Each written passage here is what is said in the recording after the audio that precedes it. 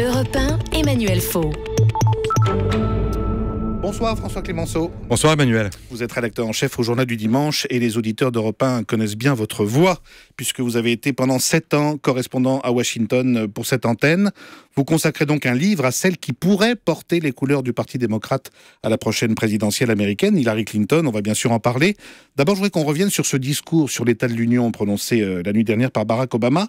On a tous été assez frappés de la résonance des récents attentats en France, dans la bouche même du président américain.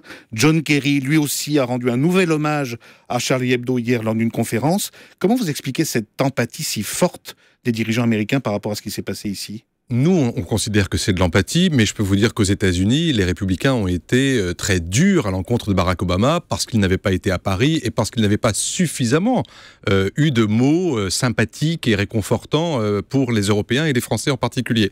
Mais c'est vrai que ils ont connu quelque chose qui n'est évidemment pas comparable, qui sont les attentats du 11 septembre, mais qui, nous, en Europe, porte un coup énorme, puisque c'est un coup aux valeurs de la République, aux valeurs même de la démocratie en Europe. Et donc je crois qu'ils ont parfaitement compris cette sorte de lien qu'il y avait entre ce qui s'était passé chez eux en 2001 et ce qui s'est passé chez nous en 2015. Alors si on reprend ce discours de la nuit dernière de Barack Obama, malgré le fait qu'il est entravé, on le sait dans son action, par un congrès dominé par les républicains, on a quand même l'impression qu'il a profité de ce discours pour esquisser un peu un bilan de sa présidence sur l'économie, sur la santé, sur Cuba, on en parlait tout à l'heure, sur l'Iran. Il est à la fois culotté et habile, c'est-à-dire que il est culotté parce qu'il se dit de toute façon j'ai rien à perdre, et c'est une évidence dans la mesure où maintenant il a 2 années devant lui où il peut se sentir les mains libres, il n'a pas de réélection, et en même temps il faut qu'il prépare la candidature de celui ou celle qui lui succédera à la Maison-Blanche côté démocrate. Et en même temps il est habile parce qu'il essaye de montrer en quoi les républicains, précisément, qui aujourd'hui ont le contrôle de la Chambre et du Sénat, comment il va les mettre en difficulté. Soit vous restez les gens qui, depuis maintenant 2010, sont les partisans du non et encore du non, c'est-à-dire qui bloquent toute action législative possible de la présidence, soit au contraire, on les met devant un certain nombre de défis en leur disant « vous ne pouvez pas rester à l'écart du compromis ».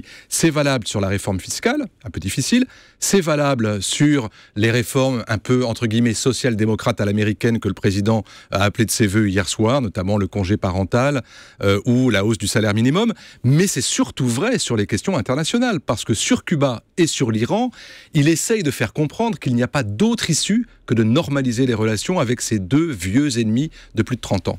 Alors, vous disiez préparer éventuellement la campagne de celui ou celle qui lui succédera ou qui portera les couleurs démocrates. Vous êtes plutôt persuadé que ce sera celle et que ce sera Hillary Clinton.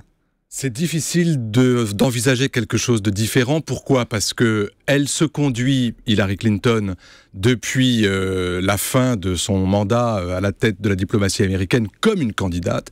Elle a écrit un livre de mémoire remarqué l'été dernier, qui est évidemment fait pour montrer l'expérience des affaires de l'État qu'elle a réussi à acquérir à ce poste-là. Et elle a avancé un certain nombre d'idées, parfois même en se distançant de Barack Obama, pour montrer que, oui, elle était prête à assumer ce genre de fonction. Maintenant, il reste le timing. Tout le monde se dit que le moins elle fait campagne, le mieux elle se porte, parce qu'elle a son âge et parce que c'est une campagne qui va être extrêmement éprouvante. Et donc, fin février, début mars, il est très possible qu'elle se présente et il est évident qu'elle sera nominée parce qu'en face, sauf coup de théâtre, il n'y a personne. Alors je disais, François Clémenceau, vous racontez l'ex-First Lady en 400 pages avec de multiples entrées à la manière d'un dictionnaire. Si je vous demandais quel est son principal atout dans cette course présidentielle de l'an prochain ? Son principal atout, c'est qu'elle a appris de ses erreurs. Je crois que c'est fondamental. Elle avait fait campagne en 2008 en estimant qu'en gros, il fallait qu'on lui serve la Maison-Blanche sur un plateau parce qu'elle s'appelait Clinton et parce qu'elle était en quelque sorte l'héritière des idées centristes du Parti démocrate. Elle s'était fait avoir comme une bleusaille par un type qui s'appelait Barack Obama et qui était surgi de nulle part, quasiment, et qui lui avait raflé à la fois la vedette et la nomination. Cette fois-ci, elle a décidé qu'elle allait mettre le paquet. Elle a commencé depuis plus de 18 mois à acquérir à la fois les fonds, les militants, les permanences, et elle sillonnera le terrain comme jamais elle ne l'a fait. Et ça, c'est le principal atout, parce que ça veut dire que c'est comme ça qu'on mène campagne aux États-Unis. Et le principal handicap ? Le principal handicap, ça restera malgré tout le fait que c'est une machine, c'est-à-dire qu'elle a très peu de spontanéité, qu'elle a du mal à connecter avec les gens ordinaires, qu'elle reste encore dans une sorte de carapace tellement elle a souffert des humiliations, celle de son mari, celle de la présidence de son mari et celle de Barack Obama. Elle est encore vue et lestée par cette image de l'ancienne First Lady qui a dû subir beaucoup d'affaires et avaler les couleuvres type Monica Lewinsky. Oui, parce que elle en a ressenti une telle haine pour les médias en particulier et pour l'establishment en règle générale, que c'est très difficile pour elle de briser la glace et d'arriver à avoir un comportement naturel, sympathique, empathique avec les gens, comme avait su le faire son mari. C'est la qualité de Bill qu'elle n'a pas.